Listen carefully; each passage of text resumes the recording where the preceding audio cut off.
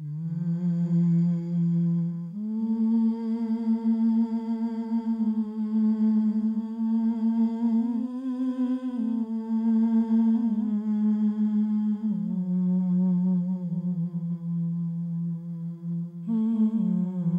observe prayer, and pay the zakat, and bow down with those who bow.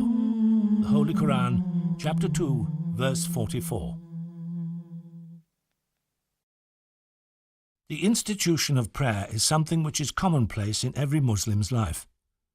From dawn till dusk, a Muslim's day is structured around his or hers 5 daily prayers. But where did this institution come from? And how did it turn into the method of prayer which millions of Muslims practice today? To trace the origins of Islamic prayer, we must go back 1400 years to the time of the Holy Prophet, peace be upon him. We know from the books of Hadith that even at this time, before God had prescribed any formal method of worship, some companions used to pray according to what they remembered of the teachings of the Prophet Abraham. So we know that some Muslims used to pray even before meeting the Holy Prophet, peace be upon him. But when was the formal method of worship, which millions of Muslims follow today, prescribed? This formal method of worship was revealed on the night of Al-Isra, meaning the night journey. On this night, the angel Gabriel descended upon the Holy Prophet, peace be upon him, and made him experience a vision in which he saw himself visiting the heavens. In this vision, the Holy Prophet, peace be upon him, was told by God to enjoin 5 Salat prayers upon his followers. This commandment from God is what structured the formal method of prayer, which millions of Muslims follow today, and is how the institution of Salat was formed. Allahu Akbar, Allahu Akbar. Allahu Akbar, Allahu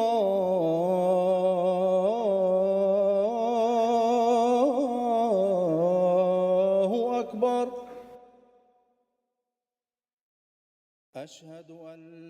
The Adhan, or call to prayer, the words of which are whispered into every newborn Muslim's ear, is something which was revealed to a companion of the Holy Prophet, peace be upon him. In the early days of Islam, there was no prescribed way of telling people that the time for prayer had commenced, nor was there any way to call the Muslims to the mosque for congregational prayers.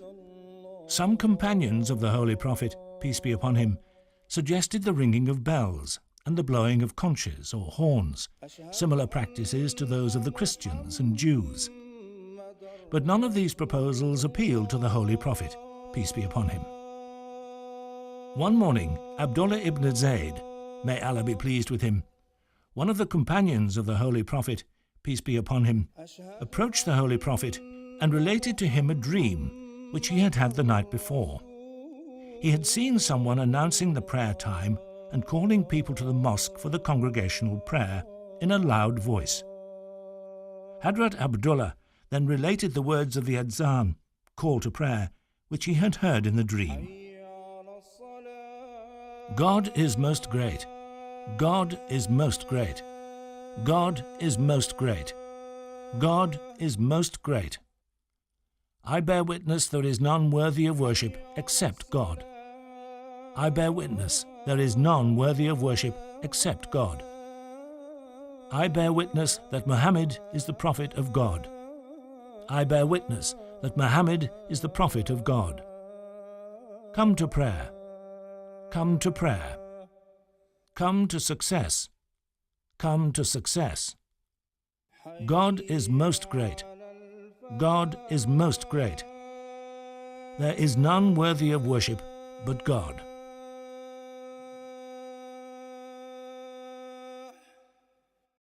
Hadrat Umar, may God be pleased with him, was also sitting in the company of the Holy Prophet, peace be upon him, and said that he had also had a dream and had heard the same words.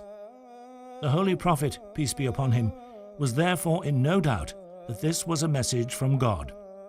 So he adopted the method of Adhan to call worshippers to the mosque. Adhan is thus widely recognized as the call to prayer all over the world. The Kaaba is the most sacred site for Muslims today. Situated in the city of Mecca, Saudi Arabia, it's where millions of Muslims face while praying. But this was not always the case.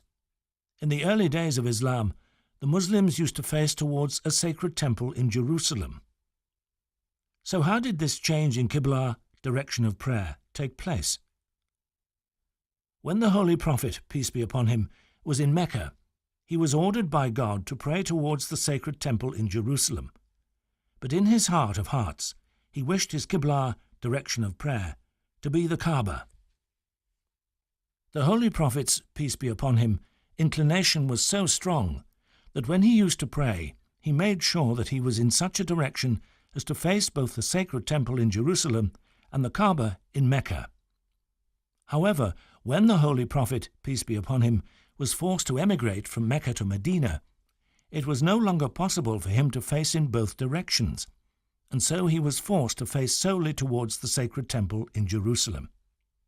With this sudden change, the desire in the Holy Prophet's, peace be upon him, heart to face towards the Kaaba grew even stronger, and although he never prayed for the Qibla to be changed, the following verse was revealed to him in Medina.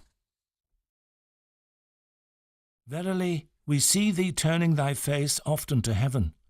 Surely then will we make thee turn to the Qibla which thou likest. So turn thy face towards the sacred mosque, and wherever you be, turn your faces towards it. And they to whom the book has been given know that this is the truth from their Lord, and Allah is not unmindful of what they do. The Holy Quran, chapter 2, verse 145. With the revelation of this verse, the desire within the heart of the Holy Prophet, peace be upon him, was met, and hence the change of the Qibla came to pass. Allahu Akbar,